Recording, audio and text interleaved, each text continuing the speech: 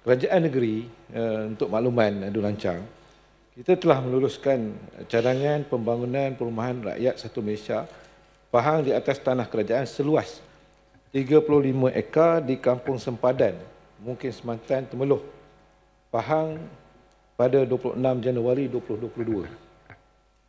Dan untuk makluman sidang Dewan juga, kebenaran merancang ini telah pun diluluskan pada 25 Oktober 2024 yang melibatkan 78 unit rumah prima Pahang, 144 unit rumah teres satu tingkat, 33 unit rumah teres dua tingkat dan 7 unit kedai.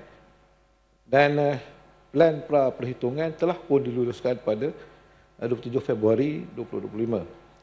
Dan kelewatan ini adalah disebabkan sebelum ini projek pembangunan yang dicadangkan adalah untuk rumah awam kos rendah, kos sederhana rendah dan kos sederhana, dan ini telah memerlukan supaya projek ini melalui proses menyerah balik tanah tersebut, amalgamated dengan izin Tuan Ketua, dan dipecahkan semula untuk bagi pembinaan rumah prima Pahang.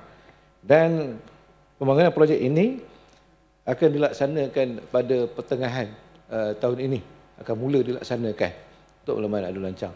Tuan Ketua, saya juga nak memaklumkanlah pada sidang Dewan tentang projek prima ni yang dilaksanakan Temeloh ni. Untuk makluman, hampir setengah bilion projek perumahan yang akan dilaksanakan di daerah Temeloh saja. Kalau saya di Pekan, hampir 631 juta projek perumahan akan dilaksanakan di daerah Pekan saja. Di Temeloh, hampir setengah bilion. Hampir 855 unit rumah rakyat Pahang yang diberikan percuma yang bernilai RM80,000 kepada rakyat negeri Pahang yang betul-betul memerlukan. Tapi rumah prima di Pahang, 8,000 unit dah siap kita bina. Dah siap kita bina. Dan 1,700 tahun ni saja, 1,200 unit akan siap untuk diberikan CCC dan boleh diduduki. Untuk maklum sidang Dewan, banyak skim-skim perumahan yang dilaksanakan oleh kerajaan negeri. Pertamanya, rumah prima Pahang. Kedua, rumah makmur. Ketiganya, rumah penjawat awam Pahang yang akan dilaksanakan. Rumah mesra Pahang. Rumah Pahangku. Rumah Pahang di bawah generasi PGBF. Rumah yang baru sekali kita selaku Timbalan Pengurusi LPHP diarahkan oleh Amat Berhormat Menteri Besar Pahang supaya membina pasapuri di stesen ECRL yang akan dirasmikan oleh Amat Berhormat Menteri Besar Pahang Pecah Tanah nanti pada bulan 5 tahun 2025 ni. Pasapuri Pahangku.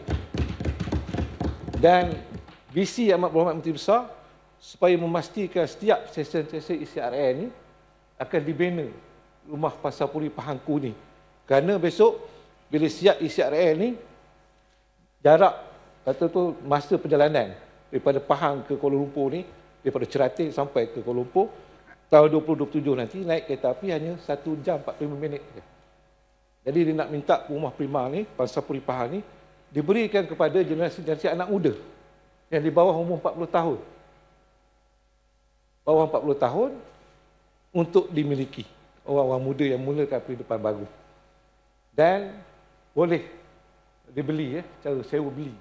Itulah antara perkara yang sangat baiklah ilham yang dicetuskan oleh Amat Berhormat Menteri Besar kita kepada negeri Pahang.